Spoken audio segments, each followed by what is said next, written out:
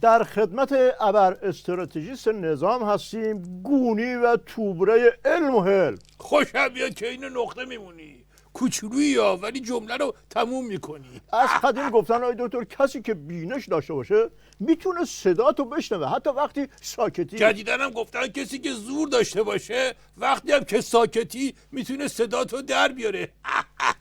نگاه کن اینجوریه. روشن شد یا نه؟ آیه دکتر داشتم میومدم تو استودیو، یه بسیجی سیلی خورده دم در یه نامه داد دستم که بخونم. گفته که مقام عظما در رابطه با انتخابات آمریکا بالاخره نظرشون چیه؟ من گیج شدم. بهش بگو وسط دعوا بسیجی مشنگ نرخ تعیین نکن. گیجی بسیجی نه به عظما ربط داره نه به انتخابات آمریکا. تو یه بسیجی ما نشون بده که گیج و مشنگ نباشه تا باید کله رو بذارم همینجا رو میز، پاها بالا بالاست. آخه شوت سنگین، شما رئیس کلتون نقدی بوده بعد میخوای گیج نباشی؟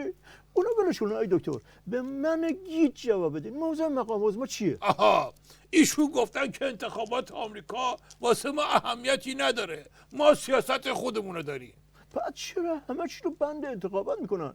طرح سفوریتی افزایش غنیسازی هم گفتن آماده سازی برای انتخابات آمریکاه. آها، شنونده باید عاقل باشه. اون میگه برای ما اهمیتی نداره، ما سیاست خودمونو داریم، ولی ترجمه بسیجی فهمش اینه که برای ما دیگه فرقی نداره، ما بدبختی های خودمونو داریم. این ترجمه بسیجی فهم نبود آقای دکتر، بسیجی کش بود. ولی بالاخره چی شد؟ بعد از اوباما مهر جو بایدن به دل مقام عظما افتاد. آها، مهر جو بایدن. عظما تو اندرونی میگفت اگه جو گیرم نیاد باید یونجه بخورم، ولی خودمونی بهت میگم از ابر استراتژیست به مجری استراتژی. به ابر مجری میفهمیدن آقای دکتر؟ بعضی وقتا ترسه که شبیه مهر و محبت دیده میشه، گیجت نکنه. مرحوم ابوی همیشه میفرمودن بزن بهادر، عرض میکردم بله، میفرمودن مشنگه با رانندگی داغون ترسون و لرزون رفت واسه امتحان رانندگی. افسره که گفت در عقب برو اینقدر هول شده بودا که به جای اینکه دستو بذاره پشت صندلی برگرده عقب و نگاه کنه، دستو انداخت دور گردن افسره، یه طوری میکشیدش به سمت خودش که افسره گفت همینجا نگه دار، گم شو برو پایین، خجالت هم بکش. ولی نظام که گفته نمیترسه، تازه دنبال انتقام سختم هست. نظام گفته ولی بدبختی اینه که اونام دستمون رو خوندن. تو دعوا هر وقت یکی گفت صبر کن ببین چی کارت میکنم، بگو تو اگه ارزشو داشتی همین الان یه کاری میکردی، مگه مریضی میذاری واسه بعد؟ بحث بی ارزگی و مرض شد. سلامی فرمانده سپاه یه سوال فرستاده که من میخوام از رو بخونم، چون خیلی احمقانه است. نمیخوام خدای نکرده کسی فکر کنه که من اینطوری دربری میخوام بگم. گفته از 20 آبان تلاش میکنیم به نقاطی که ویروس کرونا محل سکونت خودش قرار داده حمله کنیم. بعد هم اعلام جنگ خونه به خونه کرده و گفته میخوان خونه به خونه دنبال مریض کرونایی بگردن. الان که بیمارستانا میگن جا نداریم، واسه چی دنبال مریض میگرده؟ واسه چی رو بی خیال بپرس دنبال چی میگرده. کلتو خوب به کار بنداز ببین الان دنبال چی میگرده خونه به خونه. خونه به خونه سپاه بسیج آبان ما. وینچستر شورشی. ساکت باش دیگه، صداشو در نیار. کلا این فرمول استراتژیکی رو همیشه داشته باش. تو وضعیت داغون اگه عظما امور رو به حال خودشون بذاره داغونتر میشه، اگه سلامی و سپاه وارد بکنه زودتر داغونتر میشه. آی دکتر اقلا مثل کرونا یا به مستعان 11 یه وینچستر یا به مستعان 12 درست کنه که از 100 متری پیداش کنه. آها، محکم بشین تا برات عین پاشنکش بحث و جا بندازم. این یکی اوضاع خرابه، این یکی رو لازم نکرده این پیدا کنه، اونا اینو پیدا میکنن. نه پیدا کردن وینچستر خوشحالش بکنه نه پیدا نکردنش. اگه جایی باشه که واسه ترشی نخوابوندن که خودت داری میری به صاحبش میگی که با من کاری داشتی من اومدم ها.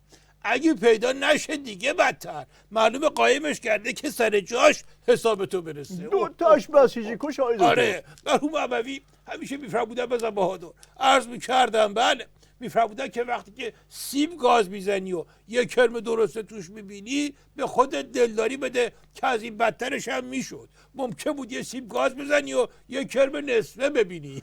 اما دکتر صحبت کرم نصفه شد.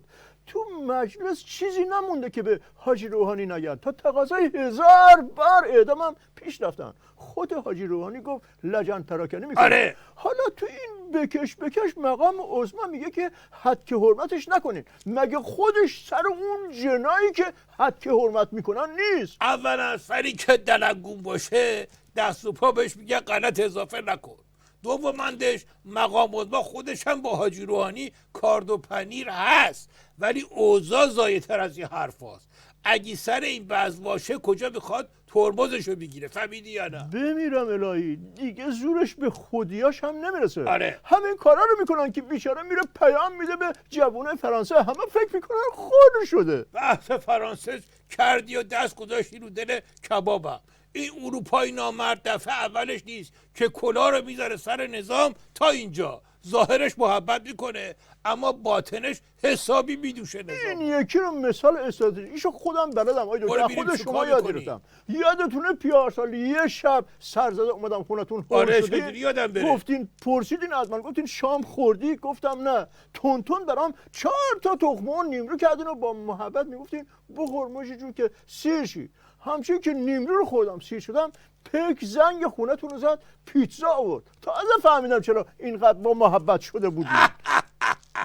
معلومه اینقدر روشن شدی که بعد 2 سال هنوز آتیش دلت داره شعله میکشه. حقم داری. بحث پیتزاست. یه نامه داریم از حاجی زاده فرمانده موشکی سپاه. گفته خواستم یادآوری کنم که مقام عظما گفته بشه بهش که این حوثیه رو یادت نره، اینم مورد توجه قرار بده. مدتی هیچ حمایت علنی ازشون نشده، میریزن ها. اینو حاجی زاده نوشته. تو دیدی پشه ها انگار اول تو گوگل جستجو میکنن که خاروندن کدوم قسمت بدن زجرش از همه بیشتره، بعد صاف میرن همونجا رو نیش میزنن. بله آقای دکتر، بله. من به همین خاطر خواهان فیلتر کردن گوگل هم هستم. بحث عوض نکن، بحث حاجی زاده است. این حاجی زاده مشنگ هم همینطوریه.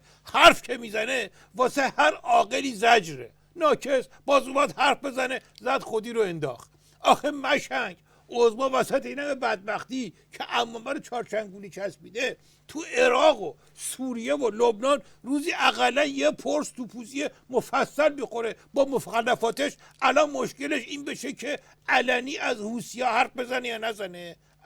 مرحوم ابوی همیشه میفرمودن بزن بهادر. عرض میکردم بله، میفرمودن که تو اتوبان دید یه بچه ترک موتور باباش خوابش برده داره میفته پایین. بابا هم اصلا حواسش نیست، رفت کنارش گفت چرا حواست به بچت نیست؟ طرف برگشت نگاه کرد 2 دستی کوبید تو کلش، گفت اصغر پس ننت کو. آره دکتر، یعنی شما میخوام بگید مقام عظما ننه اصغره؟ من همچی حرفی ندارم. آخه قربونت برم، ایشون اول که زن که نیست که میگی ننه اصغر. آخه این بدبخت مالک شده چه کاری